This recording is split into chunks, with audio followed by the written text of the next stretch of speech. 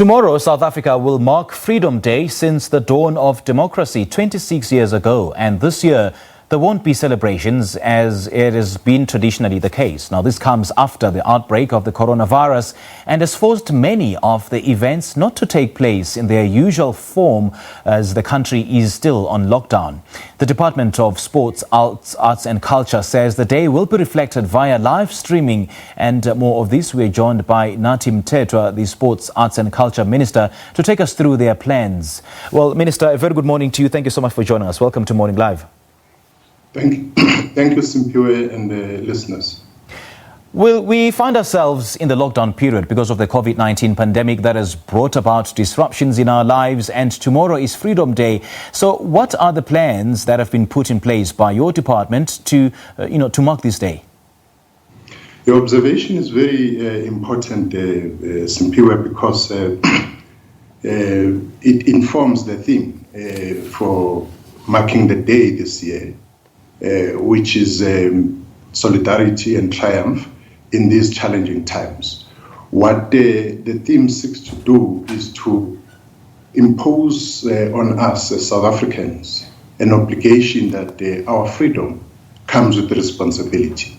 And that responsibility this time around is called upon to the people to really observe health protocols and ensure that we defeat the enemy, which is the invisible enemy, coronavirus, as it were. So it was important that this time around we highlight that particular challenge. It's a broader challenge, simply, as you know. It affects humanity as a whole. But it also says that this is how sometimes relationship between humanity and nature are not always harmonious. Yeah. At worst, they release the kind of diseases we are faced with. And it calls upon us as humanity and human agency to rise to the occasion and be organized. Okay. Now, in the past years, Minister, we've seen artists booked for these celebrations, and this is done well in advance. So were there any bookings of artists made by the department to perform tomorrow? And I know that just last weekend, I chatted to you about the department's launch of a relief fund for these artists who've been adversely affected as a result of performance cancellations. So if so, what is the status then, seeing that the event will be streaming live? Well, there hasn't been much of such bookings. There were initial interactions with some of the artists, as it were.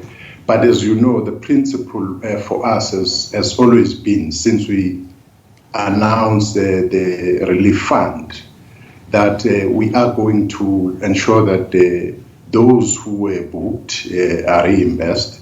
But as I say, this time around, we didn't move as fast as securing artists for performances. Okay. And just how far is the department going in making the relief payments to the artists as promised by the department? Well, as you know, we came here to you last week and we reported that we've appointed an independent adjudication panel which started its work last week or late last week. And this time around, they are busy with the first batch. They will be indicating to us who's been approved and who has not. And they will be following on the footsteps of the adjudication panel of sport, which has started getting people, dispersing funds to athletes. Okay. Now, Minister, give us the details before I let you go for those who would love to stream live. How do they go about doing that? Well, firstly, it's those who have applied when the opportunity was opened for that. Now, as I say that the adjudicators are busy with that process, it will be people who would have been given a green light by the adjudication panel that their work deserves to be, given a chance, and would then avail platforms for that. Our bay houses our theaters would be open for live streaming so that the artists are able to showcase their work and people in the country enjoy that. We are at an advanced stage engaging with the public broadcaster to ensure that we really feel the content of our own artists in the screens of the public broadcaster. So what are the alternatives then, Minister, for those who do not have television sets, those who don't have the means of streaming, and those who just don't have internet, and those that who do, they don't have data? I mean, most of South Africans are now accustomed of going to stadiums to celebrate this day. So does that mean that they won't be able to celebrate this day with the rest of the South Africans who've got the means of streaming? Well, remember that the major thing for the day itself, at any given point, is the message. From the president. And the president will be talking to South Africans throughout the country using different means of communication, not only television, radio, and so on. So the message will still be delivered, and I think that all of us would want to take heed of that message and listen to it. So It will really reach to every South African.